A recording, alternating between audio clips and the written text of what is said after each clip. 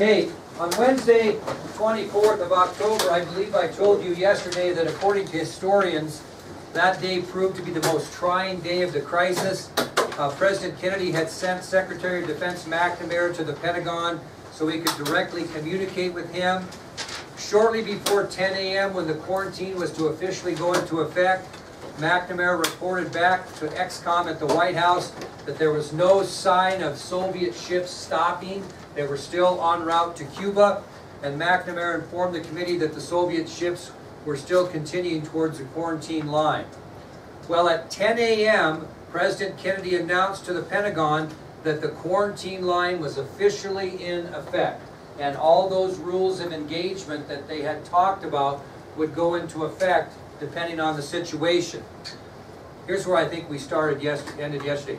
Well, shortly after that moment at 10 o'clock, Secretary of Defense announced that they had sighted the first two Soviet ships, and they were just within a few miles of the quarantine zone. And they were the Gagarin and the Kimovs. Okay, Gagarin, where's that name come from? Yuri Gagarin, yeah, Yuri Gagarin. That ship was named after the famous astronaut. So, shortly after 10 a.m., Secretary of Defense McNamara announces that the first two Soviet ships, the Gagarin and the Kimovs, it doesn't sound like it's spelled, were within just a few miles of the quarantine zone. They're getting close to that line in the sand that Kennedy drew in waters off of Cuba. Well, pressure really mounted when it was discovered that between the two ships under the ocean was a Soviet submarine. Okay, a Soviet submarine had taken up position between the two ships. And what was it doing there? What was its purpose? To protect those two freighters. That was the purpose. And so it gets even a little tense. Okay? Now, standing on guard at the quarantine line was a battleship called the USS John R. Pierce. And they were there at the quarantine line to enforce the rules of engagement if necessary. Okay? So we're getting a little bit of a standoff here. So pressure mounts as the two ships are joined by a Soviet submarine, which had moved into position between the two ships to protect the two freighters, and standing on guard at the quarantine line was the battleship USS John R. Pierce, and they were there to enforce the rules of engagement if necessary. Well, right away, Kennedy realizes that this Soviet submarine is a serious threat to who? The Pierce. I mean, he's a sitting duck. That Pierce, that USS Pierce is in a very vulnerable position. One torpedo and that thing is done. So he's got a really tough situation here, because he knows that that submarine provides a very serious threat to the safety of the USS John R. Pierce and its crew. Well, Kennedy doesn't have much choice here. He doesn't know what the intent of the Gagarin or Kimovs are. Are they going to stop? Are they going to be, are we going to speak to them in Russian? Are we going to board them and inspect them and turn them back? Are they going to run the blockade? The submarine going to fire upon the Pierce to get them through? I mean, he has no idea. So what's he have to do? What decision does he have to make? What's he got to do to ensure the safety of the Pierce? He's got to force that submarine to the surface so it cannot torpedo. Okay? So basically what happens is it gets more tense and more tense. President Kennedy orders the captain of the Pierce to force the submarine to the surface. And how's he going to do that? They have torpedoes also on the USS Pierce, and they're going to use torpedoes to bring the submarine to the surface. And this could cause major damage to the submarine, possibly killing sailors. And where are we at? We might as well have airstriked. You see what I'm saying? But Kennedy has no choice. He cannot allow that sub to come to the surface. Well, President Kennedy actually calls the captain of the USS Pierce and asks him if he can force the submarine to the surface without damaging it. And his reply is, I can bring the submarine to the surface, but whether it is damaged or not is up to the sub. It depends on how they react. If they react in a peaceful manner, he can get them up. But if they do not, we could have an issue. Well, Kennedy's, I mean, it's a very tense time. Well, suddenly at 10:25 a.m., CIA Director John McCone reports to the committee that the Pentagon has stated that the two ships have stopped short of the line and were actually beginning to turn around. The problem is, Kennedy has ordered that sub to be brought to the surface. Okay? So he quickly gets to the captain of the Pierce and says, belay that order, belay that order. And luckily for the situation, he did not try to bring the sub to the surface prior to us figuring out they were turning around. So, but it was a very, very tense time. So again, suddenly at 10:25 a.m., CIA Director John McCone reported to the committee that the two ships had stopped short of the line and were turning around. After McCone's announcement was officially confirmed, President Kennedy immediately ordered the captain of the USS Pierce to, quote, belay that order. Now, we're getting ahead of ourselves, but it was later revealed after the crisis that this Soviet submarine actually held 20 torpedoes, including one nuclear torpedo. So these guys meant business. This sub was there to do damage if he needed to. And if we would have taken hostile action against the Gagarin and Kimovs, that submarine would have launched, no question, and sunk the Pierce to the bottom of the ocean. So it was later revealed that the Soviet submarine actually held 20 torpedoes, including one nuclear torpedo. Well, finally, after all this excitement, and when it was verified that the Soviet ships had stopped short of the quarantine line, a very relieved Secretary of State Dean Rusk stated, "We were eyeball to eyeball, and I think the other fellow just blinked." They were that close. I mean, we were very, very close to a real confrontation with the Soviets. Well, as they continued to monitor, CIA Director McCone reported that 20 Soviet ships either stopped short of the quarantine zone or turned around. How many were there total? How many have we dealt with? 22. The Gagarin, Kimovs, and these other 20. So we still have 3 rogue ships. Okay? So CIA Director John McCone reports to the XCOM committee from the Pentagon that 20 Soviet ships either stopped short of the quarantine zone or turned around. Now, we miscounted because 6 Soviet freighters continued towards Cuba. So they really had more than 25 heading there. Okay, so even though 20 turned around, including the Gagarin and Kimovs, there were still 6 more coming. There were still 6 more coming. So now discussion between XCOM and Secretary of Defense McNamara continue on what are we going to do with the six ships that are still en route.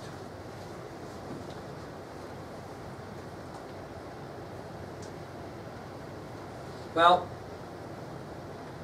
after discussion, Secretary McNamara interjected the following concerning those 6 ships. This is what he told the committee from the Pentagon about what his opinion was on the 6 ships still coming.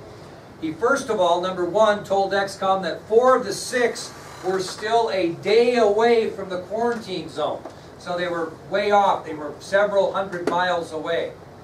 So the first bit of information that he gave XCOM was, hey, 4 of these 6 ships are still a day away. The second thing that he stated to the committee, to try to get him to relax a little about the 6 ships, is probably the commanders of those 6 ships had not what? What? Received orders to turn around yet. So he says, let's not get all excited about these 6 ships coming. Let's don't panic. We stopped the 2 that we were most concerned about, right? And the others are turning around as well. So first of all, these ships, 4 of the 6 are a day away. And secondly, they probably haven't received orders to turn around. McNamara also told the committee that he believed that the ships that were carrying any kind of weapons had already stopped and turned around. He didn't believe that the 6 ships coming probably had anything on them. He thought that they were probably more supply ships that were coming in after the missiles would have already been in Cuba. So he says, hey, these 6 ships probably don't have weapons, offensive weapons on them. I think we've already stopped or turned around the ones that do. Now, the 2 ships that were closer, including one called the Bucharest, McNamara suggested they let them cross the quarantine line. Okay, the 2 ships that were close to the line, McNamara suggested, let's let them go ahead and go. He said, we sure would look bad firing upon a ship full of baby food. What does he mean by that? Well, we're going to fire on a ship that's carrying non-offensive weapons. It's carrying, food and supplies to Cuba, because he believed that the ones that already had weapons, he thought their philosophy was, let's send the ones with weapons, and then when we get them through, we'll come through with the freighters with supplies. That was kind of their cover. And he was right. Okay? Now, who's pissed off about this recommendation by McNamara and XCOM? Which group? Military. Yeah, their military's not very pleased. They don't think they should let any ships pass the quarantine line. Well, we were successful in what? Making sure that no more missiles got into Cuba, right? However, once the quarantine line proved effective, President Kennedy initiated 2 more demands upon Premier Khrushchev in the Soviet Union. Obviously, what were those 2 demands? We solved the problem of no more missiles getting in there. What was the first demand? Take out the ones you already have in there and destroy those missile launching pads that you have under construction. So the 2 demands that Kennedy makes after the successful quarantine is any missiles presently in Cuba must be removed immediately, and the missile construction sites must be removed and destroyed as well. Okay? So you take a deep breath of relaxation a little bit. However, do you remember when Kennedy sent his letter on Monday, October 22nd, stating, I have not assumed that you or any other sane man in this nuclear age deliberately plunged the world into a war which it's crystal clear no one could win? Remember, he sent that over? Well, he got a reply to that day. And here was Khrushchev's reply to Kennedy's letter that he sent out on Monday. You don't have to write this down, just listen. Khrushchev says, you, Mr. President, are not declaring a quarantine, but rather are setting forth an ultimatum and threatening that if we do not give in to your demands, you will use force. Consider what you are saying. You are no longer appealing to reason, but wish to intimidate us. So that was Khrushchev's response to Kennedy, wondering if he's a sane individual to try to plunge the world into a war no one could win. So the 2 leaders are going like this. So that was bad. Well, things even got worse, because Strategic Air Command, or SAC, moved the nation from DEFCON 3 to DEFCON 2 without telling the President of the United States. So what has he done? They've escalated the situation, haven't they? By putting armed forces on DEFCON 2. You can imagine what President Kennedy's reaction was when he found out that Strategic Air Command put the nation's armed forces on DEFCON 2 without even telling him. What do you think he did? Well, he didn't get that crazy, but he was very, very angry, and he took out his frustration on Joint Chiefs Chairman General Maxwell Taylor. And he was just furious at Taylor. And Taylor informed the President that officially SAC had the authority to move to DEFCON 2, which they did, and the President, he probably shouldn't have said that, because he was mad already that they moved to DEFCON 2, and when Taylor reminded him that, SAC does have the authority to do that without telling you, President Kennedy gets very upset, and he says, I have the authority. I'm the Commander-in-Chief of the United States, and I say when we go to war. And he just dismissed Taylor out of his office hastily. He's just mad. And so when Kennedy finds out that Strategic Air Commander Sack moves the nation from DEFCON 3 to DEFCON 2, escalating the situation. He takes out his frustration on General Maxwell Taylor. When Taylor informs President Kennedy that Sack actually had the authority to move to DEFCON 2, the President again angrily responds, and he said to General Taylor, "I have the authority, I'm the Commander-in-Chief of the United States, and I say when we go to war." Maxwell responds to that, and he says, "We are not at war, sir, not until DEFCON 1. And then it got even more Western. And the President kind of settled down. He said, "General, the Joint Chiefs have just signaled our intent to escalate to the Soviet Union. You signaled an escalation that I did not wish to signal and which I did not approve." He simply then kicked him out of his office. He was very upset. Well, this was kind of unusual because President Kennedy asked Kenneth O'Donnell to give him some time with Bobby alone. And O'Donnell was a little bit wondering about that, but he complied, and he left the Oval Office, and Bobby and the President had a private conversation. This is so great when you think about it. Well, the President and his brother decided to leak information through the press, and they were going to use a journalist by the name of Walter Lippmann to do so. Now here's a picture of Walter Lippmann right here. He was a journalist in Washington, D.C., and Bobby and Jack Kennedy, the President, decided they were going to leak some information to the press that might take some pressure off this crisis. You'll never guess what they were going to leak to the press. If anybody gets this, I am just going to jump up and do jumping jacks. I'll be so excited. What did they leak to the press? What did those two men want out in the press that might not want to come from them, but might ease the situation? They were in the quarantine on course, and Khrushchev had responded to them. No, that's a good guess, but they're going to leak something out that might make the tension end, that might please the Russians a little bit. I should have said that. That DEFCON was not their idea. No, good guess. What? Okay. They wanted a leak out there that the United States might be interested in trading their Jupiter missiles in Turkey if the Soviets would return theirs back out of Cuba. Who's came up with that crazy idea? Adlai Stevenson. They dismissed him like it was the dumbest idea ever. Well, they're starting to see that this is getting to be a tough situation. They don't want to go to war. So Bobby Kennedy and his brother decide to leak information to the press through journalist Walter Lippmann that would include rumors that the United States might be interested in pulling their missiles from Turkey in exchange for the Soviets pulling theirs in Cuba. Right here. Blue. That ends Wednesday, October 24th, 1962. How do you think the military is going to react to that? Okay, let's move to Thursday, October 25th.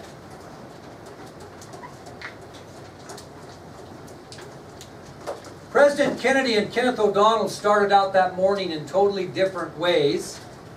President Kennedy started the day by writing a letter to Orville Dreyfus, thanking him for agreeing not to print certain information about the confrontation with the Soviet Union over Cuba in the paper. Wrote him a letter and personally thanked him for holding that story until he could give his speech that Monday night. And part of his letter he said, "An important service to the national interest was performed by your agreement to withhold information that was available to you Sunday afternoon." And he thanked him for not doing that, because that made a big difference. As far as Kenneth O'Donnell went, he started out with the confrontation with National Security Advisor McGeorge Bundy. Kenneth O'Donnell and National Security Advisor McGeorge Bundy got into a little argument early that morning. Anybody want to guess what it was about? Loyalty. Well, it's going to be about loyalty, but what did Bundy jump O'Donnell about? The leak. Because in the paper that morning was this rumor that we might be interested in trading our missiles in Turkey for those in Cuba. And McGeorge Bundy informed O'Donnell how upset the military was about that leak and how furious they were at the president. Okay? And Bundy says to O'Donnell, they all know it was Jack and Bobby behind the leak, and they are very, very furious. Well, O'Donnell then gets pissed off because of what Cheris said, loyalty. He said, you mean the President and the Attorney General? He didn't appreciate him saying Jack and Bobby. Even though McGeorge Bundy was a part of the Kennedy Circle, what was O'Donnell questioning? His damn loyalty. You wouldn't be National Security Advisor if it wasn't for Jack and Bobby. What are you doing here? What's your point? And he pleads with O'Donnell. He says, listen, you got to stop this discussion about this trade. You got to talk to them. They'll listen to you. The whole reason why McGeorge Bundy jumped on O'Donnell is he knew he had the ear of the President and the Attorney General. And his whole point is to try to get him to say, boy, you can't do that. And then Bundy goes on to say that Jack and Bobby, quote, lack a moral toughness. And then O'Donnell gets mad again, and he informs Bundy again that your loyalty's in question and you wouldn't even be in the White House if it wasn't for the Kennedys. Well, he basically tells McGeorge Bundy, I'm not going to be your Judas. What does he mean by that? I'm not going to be the guy that goes in and is disloyal to the Kennedys. I'm not going to be your Judas. If you want to tell him how bad of an idea it was, you do it yourself. Well, in the back of his mind, he knew that wasn't going to happen. So after the exchange of words with McGeorge Bundy, O'Donnell meets with President Kennedy, and he